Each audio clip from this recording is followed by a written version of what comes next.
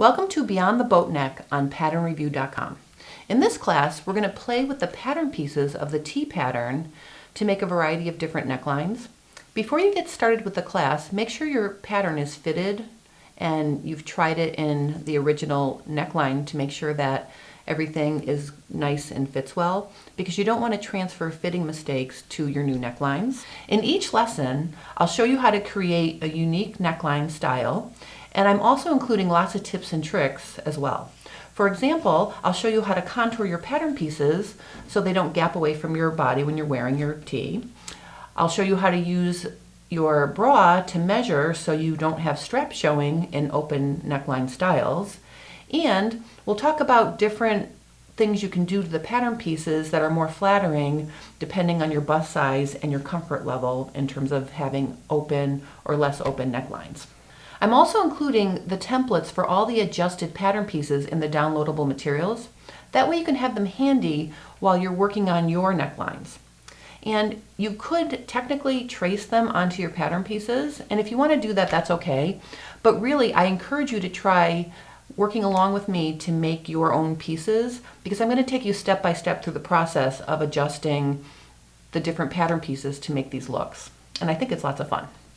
We'll start this class in lesson 1, where I'll show you all the different tools you need to work with patterns, plus we'll make a master set of pattern pieces to work with. I recommend watching this class from start to finish in order the first time through. Then you can pick and choose and try different necklines you're interested in. Necklines included in this class are the V-neck, the scoop, a crossover bodice, a square neckline, a low crisscross, a funnel neck, and an open design that completely eliminates the center front and has an open back. I call that style the tank top. In the last couple of lessons, I'll give you tips for organizing all your new pattern pieces that you'll be making. That way they'll be handy for when you want to mix and match and, try different things with them. I'm also going to show you how to eliminate seams when you make your facing pieces. And then I'm going to show you how to use those facing pieces to finish neckline and armhole edges. If you already have the T pattern in your stash, you may have been playing with it already. One of my favorite things is when I go to a show, women stop by my booth and they tell me that they love the T because it's one of those patterns that they make up over and over again. And I think that's because it's got the above the bust seam detail that allow all sorts of creative options for color blocking and using stripes and directional prints and playing with grain lines.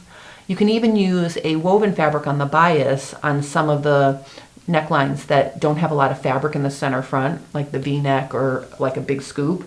So it really gives a lot of creative options. I think this neckline class, with all the different styles that you can change the neckline into, is really going to increase the versatility of this pattern.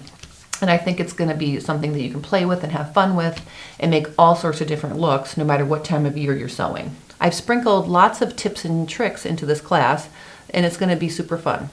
So I hope you'll join me for Beyond the Boatneck on patternreview.com.